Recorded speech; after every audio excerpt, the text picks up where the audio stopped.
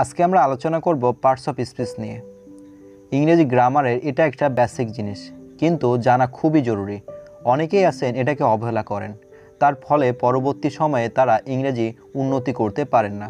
Parts of speech সম্পর্কে সঠিক ধারণা না থাকলে আপনি সঠিক ইংরেজি শিখতে পারবেন না।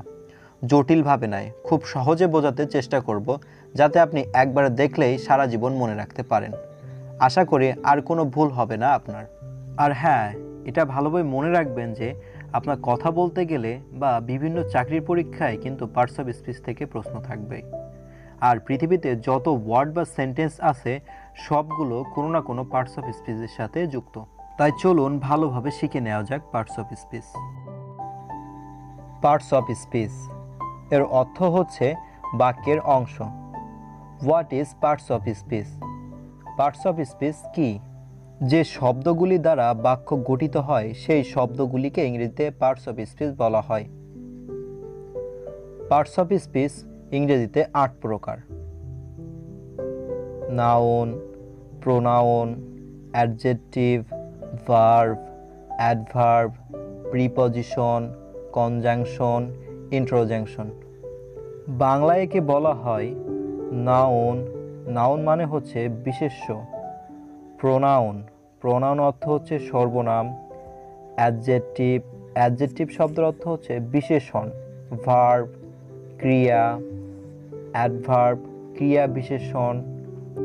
বিশেষণের বিশেষণ, ক্রিয়া বিশেষণের বিশেষণ। প্রিপজিশন, পদান্বয়ী অব্যয়।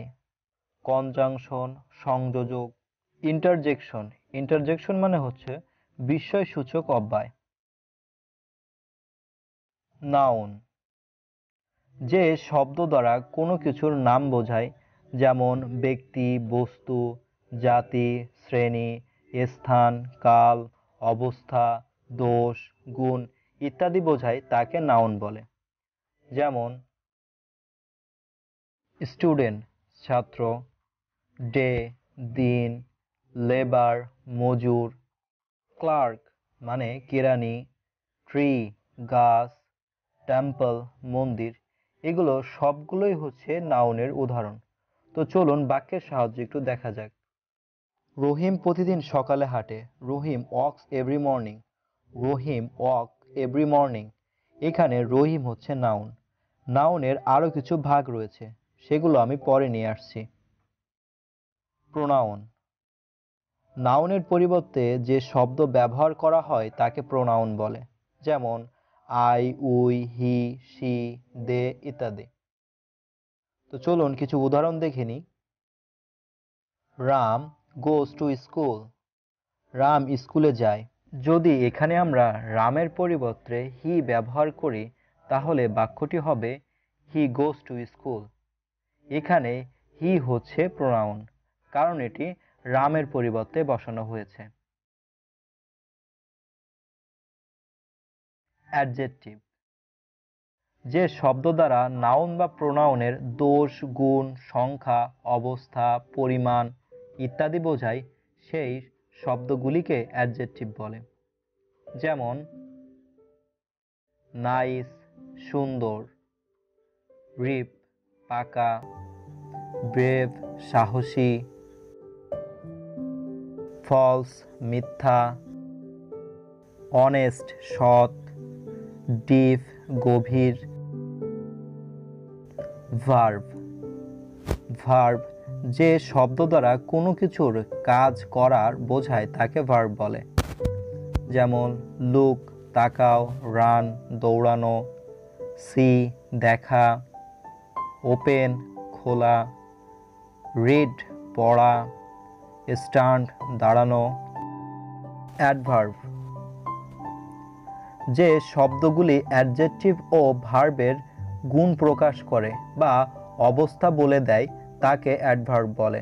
যেমন আফটার পরে, এগেন, এগেন মানে হচ্ছে আবার, বিফোর, বিফোর মানে হচ্ছে আগে, মোর মানে অধিক, নেভার কখনোই না, নাও মানে হচ্ছে এখন। এগুলো প্রত্যেকটাই হচ্ছে অ্যাডভার্বের উদাহরণ। প্রিপজিশন, যে শব্দ নাউন বা প্রোনাউনের পূর্বে বসে ওই নাউন বা প্রোনাউনের সঙ্গে বাক্যের অন্য অংশের সম্পর্ক বুঝিয়ে দেয় তাকে প্রিপজিশন বলে। যেমন ইন ভিতরে বা মধ্যে, অন উপরে, ইনটু মধ্যে, ওভার উপরে, অ্যাভাভ উপরে, টু তে বা প্রতি, এগুলো সবগুলোই প্রিপজিশনের উদাহরণ। প্রিপজিশন নিয়ে আমি এর আগেও ভিডিও বানিয়েছি, যদি ভিডিওটি দেখে নেন তাহলে প্রিপজিশন সম্পর্কে আর আপনার কনফিউশন থাকবে না। ইন্ট্রোজাংশন, যে শব্দ দ্বারা দুঃখ, আনন্দ, ঘৃণা, লজ্জা, বিস্ময় ইত্যাদি আবেগ প্রকাশ পায় তাকে ইন্ট্রোজাংশন বলে। যেমন ওয়েল ডান, ওয়েল ডান মানে হচ্ছে বেশ করেছ। গুড বাই বিদায়। সেমি ধিক বা কি লজ্জা। হুররে কি আনন্দ। ব্রাভো, ব্রাভো মানে হচ্ছে সাবাস। কনজাংশন, যে ওয়ার্ড দুটি শব্দ বা বাক্যকে যুক্ত করে তাকে কনজাংশন বলে। যেমন অ্যান্ড, বাট মানে কিন্তু, ইফ যদি, দেন, সো, বিকজ ইত্যাদি। এবার একটি উদাহরণ দেখা যাক। সিট ডাউন, এটা একটি বাক্য। ওপেন ইয়োর বুক, এটাও একটি বাক্য। তো চলুন এই বাক্য দুটিকে যুক্ত করা যাক। এই বাক্য দুটিকে আমরা অ্যান্ড দ্বারা যুক্ত করবে, তাহলে বাক্যটি হবে sit down and open your book.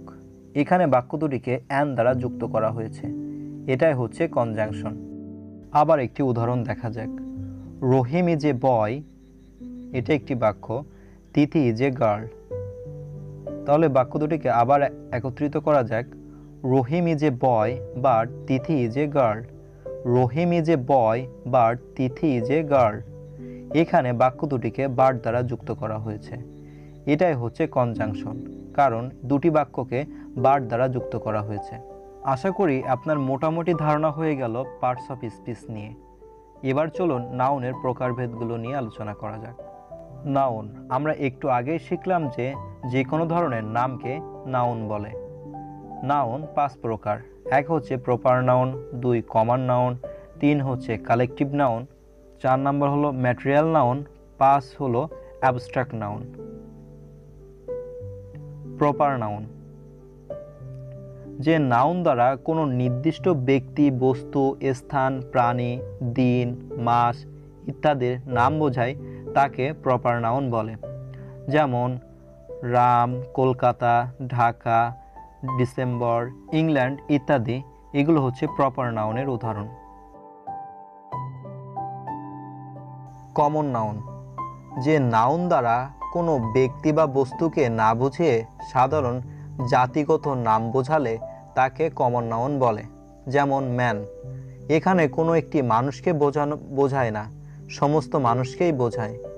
বুক, বই, কোনো নির্দিষ্ট বইকে বোঝায় না, প্রত্যেক বইকে বোঝায়। যেমন কোরআন, বাইবেল ইত্যাদি, এগুলো নির্দিষ্ট ধর্মগ্রন্থের নাম। কিং, রাজা, যা সমস্ত রাজাকেই বোঝায়।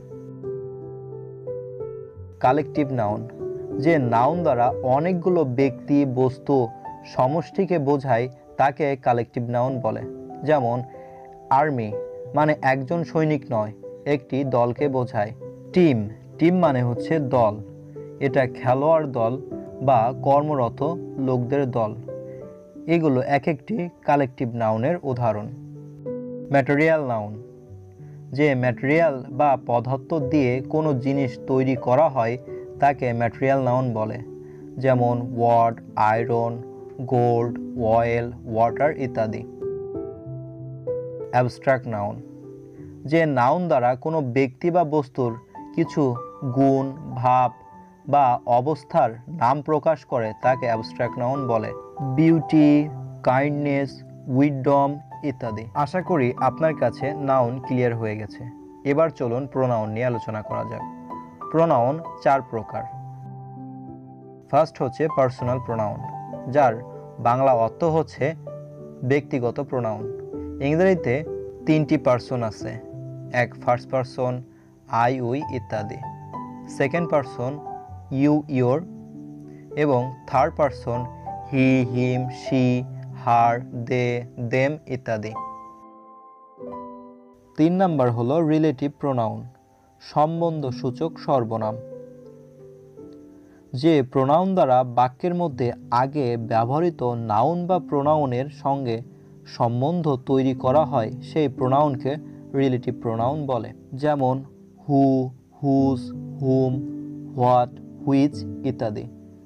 একটা উদাহরণ দেখা যাক। I know the man who live here. I know the man who live her.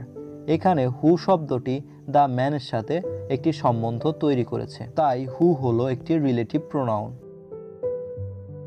4 number হলো ইন্ট্রোগেটিভ প্রোনাউন, মানে প্রশ্নবোধক সর্বনাম। যে প্রোনাউন দ্বারা কোনো প্রশ্ন করা হয় তাকে ইন্ট্রোগেটিভ প্রোনাউন বলে। যেমন who, which, whom, whose, what ইত্যাদি। Who are you? What are you doing? Whose car is this? Whom do you like? এই বাক্যগুলিতে আমরা প্রশ্ন করতে who, which, whom, whose, what ব্যবহার করলাম। এগুলো হলো ইন্ট্রোগেটিভ প্রোনাউন।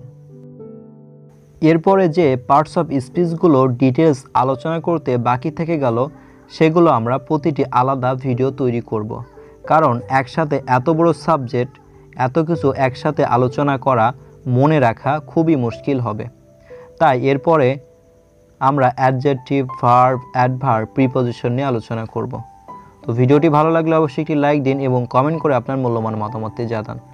আর এরকমই ইংরেজি রিলেটিভ ভিডিও দেখতে আমাদের চ্যানেলকে সাবস্ক্রাইব করুন, পারলে ভিডিওটি শেয়ার করুন বন্ধুদের কাছে। Love your parents, take care your parents, take care your self.